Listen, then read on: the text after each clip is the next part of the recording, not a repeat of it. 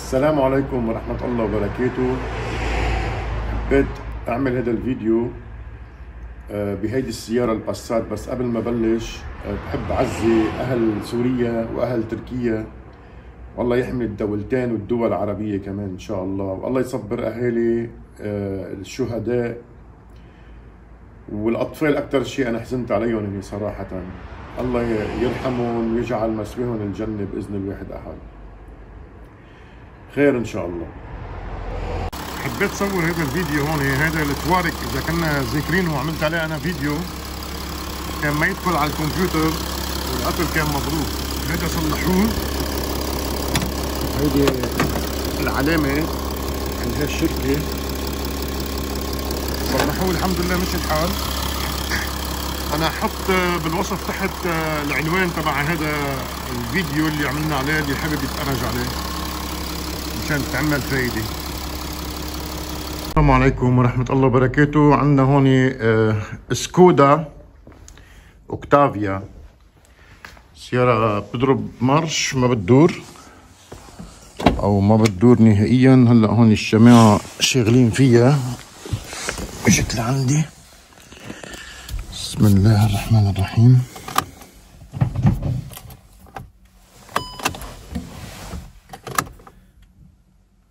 ما بتضرب مارش، ماشي. دايس اجري على الدبرياج،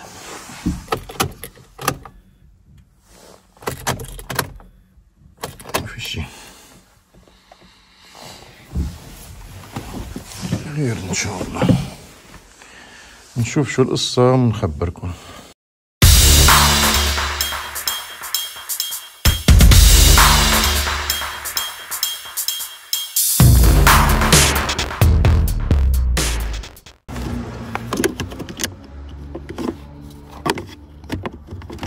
مفيش كونتاكت مفتوح.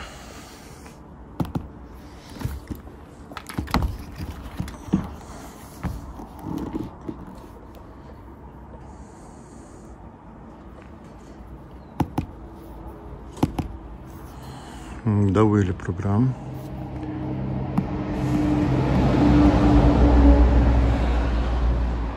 من له اوتوماتيك.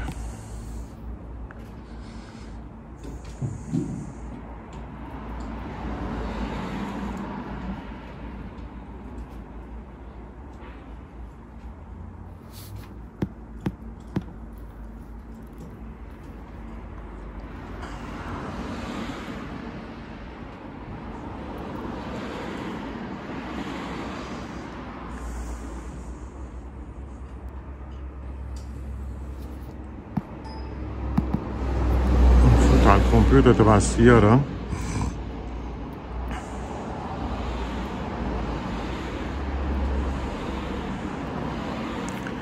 عم بيحاول يفوت عليها. نو كومونيكيشن بعتقد، ما فات. إذا فوت على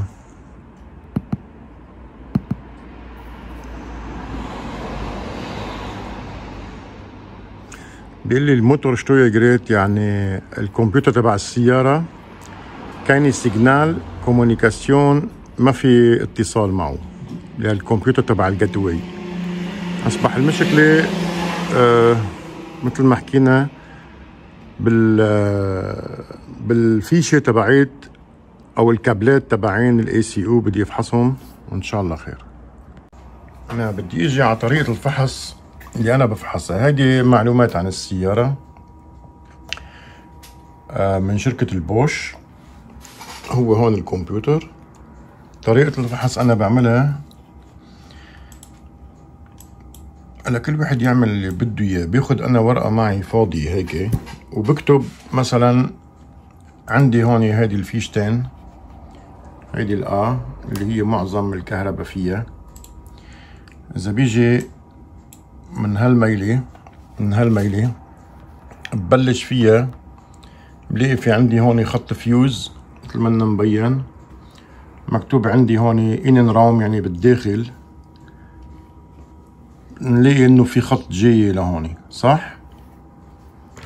هذا الخط اذا انا بدي الحقه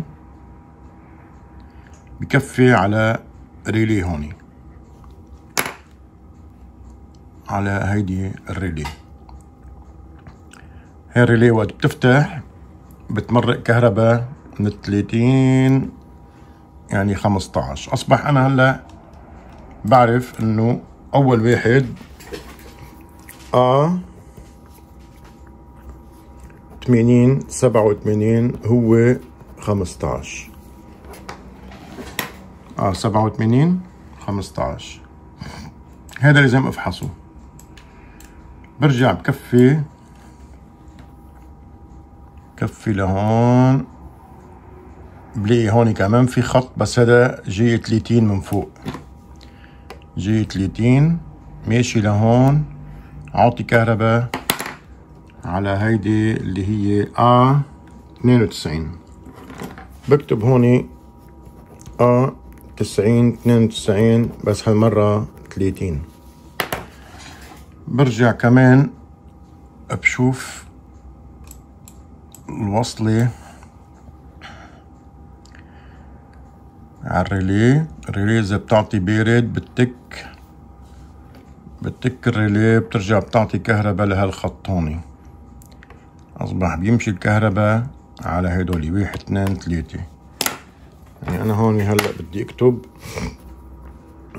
3 و 5 6 هدول رايحين على 15.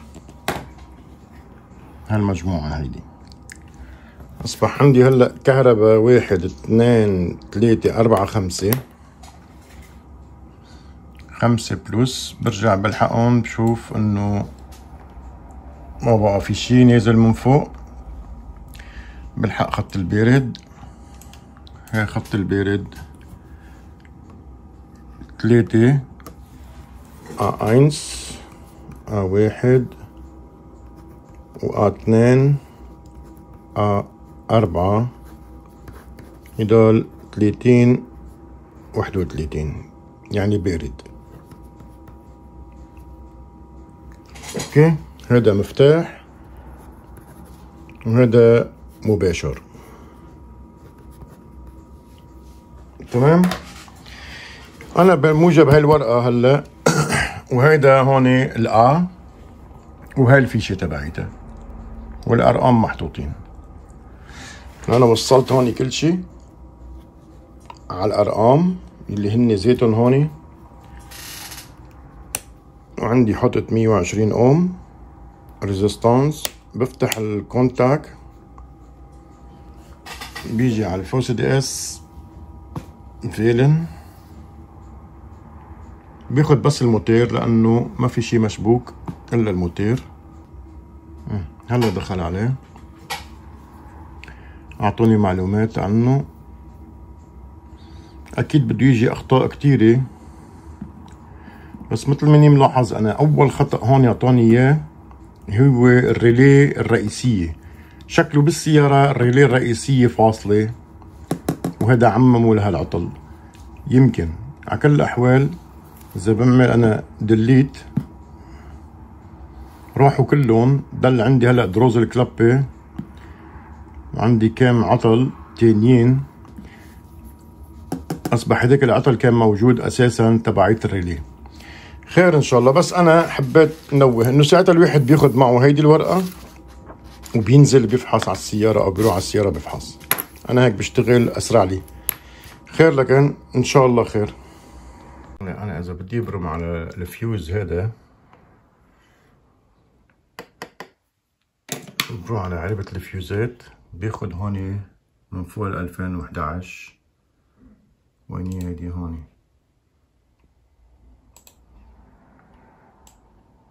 من فوق 2011. بيعطيني هذا رقم 2 مكتوب الكمبيوتر تبع السيارة والبنزين بومبة الريلي.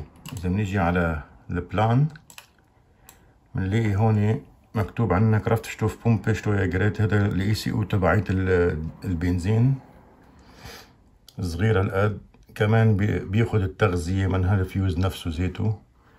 اصبح هذا الفيوز اول شي بفحصه انا، بشوف اذا شبه شي ولا لا، لانه على الآ 87 لازم يجي كهرباء وقت اللي بتك الريلي هيدي، وهيدي الريلي ما بتك الا اذا البادي الكمبيوتر تبعت السيارة جوا الكومفورت بيت سي ام بورد نت سترويجريت بيعطيه هون رسالة بارد، بتصير بتك الريلي هيدي، بصير بيجي كهرباء من هون على هيدولي. يعني يا الريلي هي الكا 26 مضروبة او هذا الفيوز محروق. هلا بنشوف ان شاء الله خير. هلا طلع النهار، امبارح ما فيني عم صور. المهم انا ببلش على طول مثل ما حكيت من هالخطوه هون. هلا هذا اول كبل اللي هو A87 بيجي على علبه الفيوزات الداخليه بقلب السياره. بدي اشوفه هلا. هذا هو رقم 2. اذا بقرب الماوس بتلاقي مكتوب الموتور سترويجريت اللي هو الاي سي او.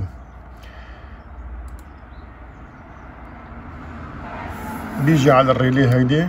اصبح وقت اللي انا بفتح كونتاك بيجي كهرباء، على الريلي، بفتح كونتاك بيجي الكهرباء على الريلي، بتك هيدي بتمرق الكهرباء بلس لهدول الاثنين. حشوف انا الفيوز هذا اذا كان اوكي ولا لا. هيدي هي علبة الفيوزات هون. انا بهمني هذا اللي لازم يجي عليه كهرباء. هذا واصل والفيوز شغال 100%. تمام. هلا حنبلش خطوة خطوة ان شاء الله. مثل ما حكيت انا ببلش ب30، يعني كل شي كهرباء مباشر جاي لهون، نازل على هذا الفيوز، جاي على شيء رقمه الآ 92.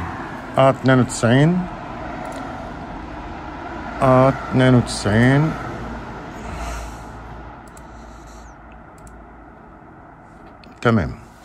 هيد 94 هون 92 بده يكون 92 93 94 92، يعني هون لازم يجي هذا كهرباء مباشر. نلاحظ هون شوية عتمة أنا حاطط هون على هالخط. تمام. 92 جاي كهرباء. اوكي، هاي أول خطوة خلصنا منها. هلا نيجي على 15 كمان. ببلش من هون. قلنا هون في عندي خط A87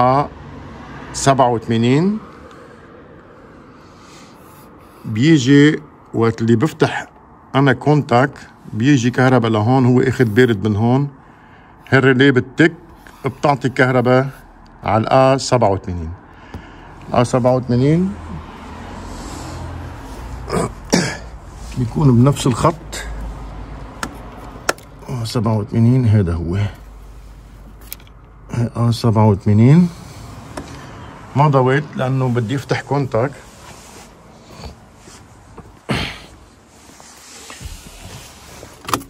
فتحت هلا كونتاك. متأكد اذا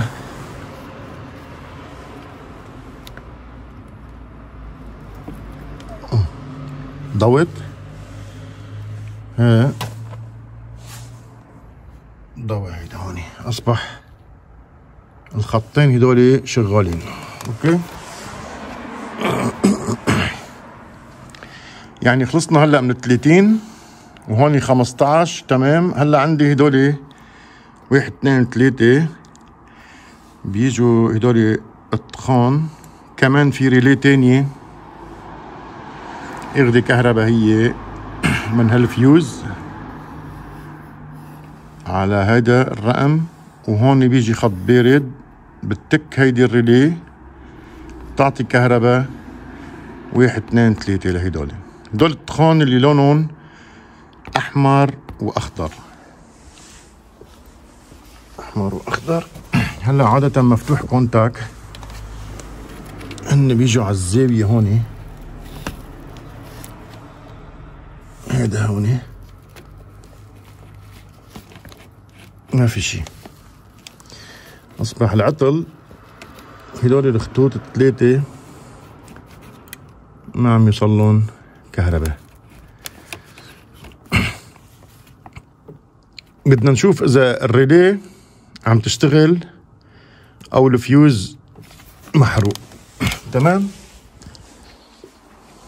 اصبح عندنا هون في فيوز رقم 13، هون عندي اياها بعلبة الفيوزات تبعت الموتير. هيدي علبة الفيوزات تبعت الموتير، وهون لازم يجي كهرباء. تمام.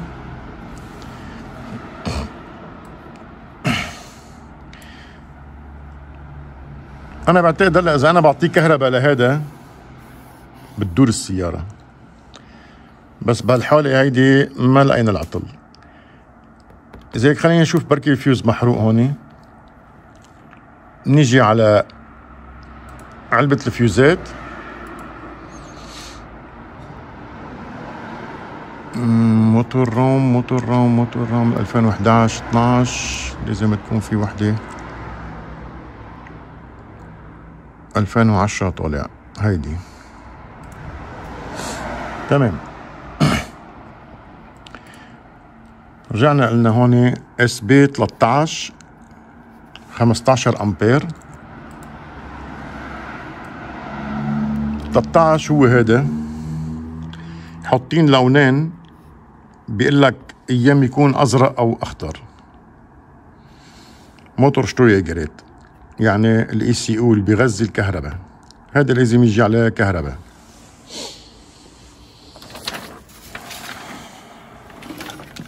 ان شاء الله نقدر نشوف. معتمة الدنيا وما عم افضى اصور صراحة. نجيب هيدي اللمبة بعد هيدي ثابتة بمحلها، نجربها اول شي اذا شغالة قبل ما نكفي. ايوه شغالة. تمام. قلنا الاسبات ده والله نسيت 13 رقم 13.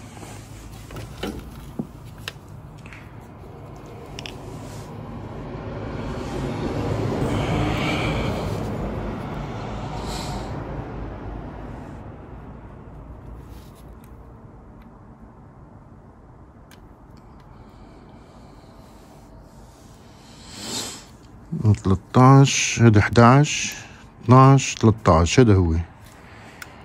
ما في كهرباء، ما في كهرباء. هلا انا اذا بعطيه كهرباء لإله بعتقد نرجع نروح. سامحونا على التصوير يا جماعة. إذا بيجي لهون برجع بشكل هيدي.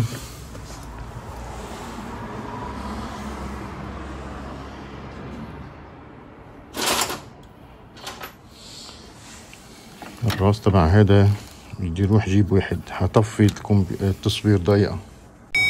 تمام. انا هلا جبت هذا وصلتها هوني. تمام. اذا هلا بعطيه كهرباء فتح كونتاك وضوت اللمبة،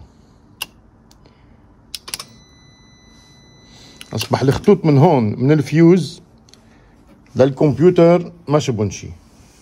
الخطوط يعني الخط قصدي. هذا نوضح اكتر. هذا الخط هذا الفيوز اللي انا اعطيته هلا كهرباء لهون، هدول كلهم ما شبون شي.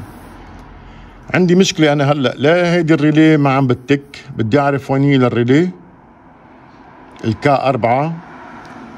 يمكن يكون الكمبيوتر هذا يا مضروب ما عم يعطي خط بارد لهون، لأنه هذا الفيوز شغال، يعني أصبح الكهرباء فايتة لجوا لهون. هديك ساعة فحصناه. تمام. اصبح انا عندي مشكله، يا خط البارد هون ما عم يعطي سيجنال لحتى تشتغل الريلي وتمرق الكهرباء لهون، او الريلي مضروبه، او الكابل مقطوع، او الكمبيوتر محروق. لذلك هلا الخطوه الثانيه بدي اشوف اذا عم يعطيني هون خط بارد ولا لا، لانه الريلي ما حتك اذا ما اجى خط البارد. شوف اذا بتبين معي دغري الكا 4 هيدي ما في غيرها، حد الفيوز ديركت.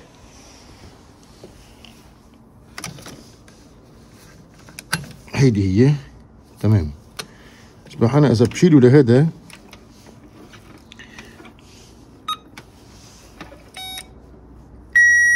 كهرباء هون تمام. هذا هو اللي اذا بعطيه انا هلا كهرباء، هذا ال 87 لازم تتك الريلي هون، لازم بدو اجت الكهرباء عفوا، هون لازم يجي كهرباء، جاي كهرباء، وهذا خط البارد ما في شي بمرة. هذا خط البارد اللي بيشغل الريلي صفر، يعني عادة هون لازم يعطيني شي، ما عم يجي شي نهائيا. المشكلة مبينة واضحة انه في عنا كبل هون مقطوع، خط البارد ما عم يشتغل تمام. الخط هذا بيجي A69، A69 بده يكون بهالمنطقة هيدي كمان A69. هلا هعدهم ونشوف اذا هالكمبيوتر عم يطلع بارد ولا لا. تمام. اذا هذا 72 71 70 90، يعني الرابع من هون.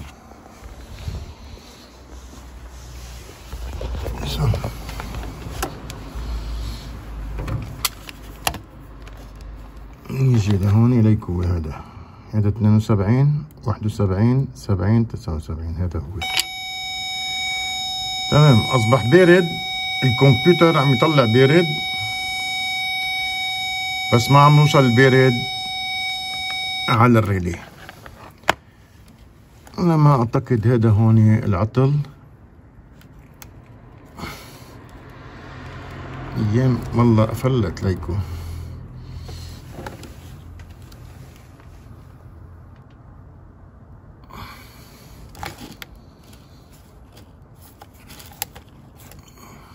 مقطوع هذا.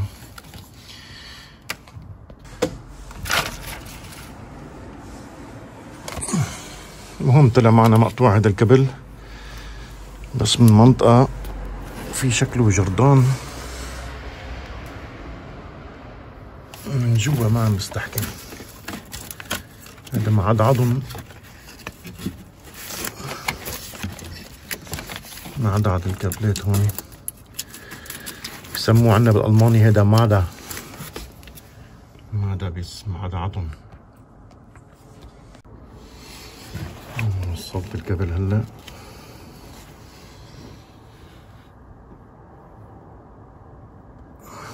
لازم يصير هلا عندي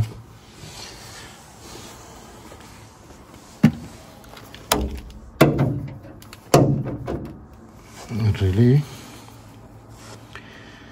وين صرت انا؟ هذا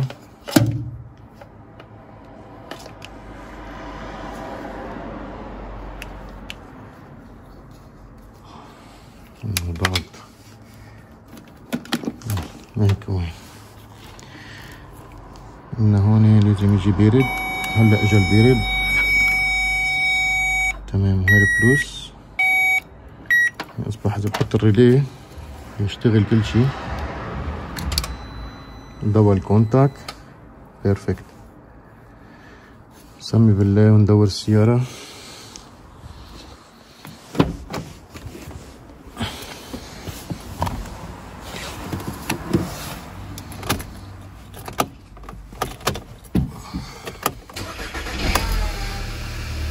ما شاء الله العربية دارت، الحمد لله رب العالمين.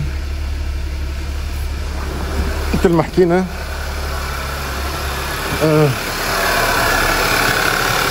هذا اللي بيشغل الريلي، الخط مقطوع، حصناها خطوة خطوة. هذا هو ال 69 اللي هو بيعطي بارد للريلي. ان شاء الله خير، ارجو ان ينال الاعجاب، والسلام عليكم ورحمة الله وبركاته.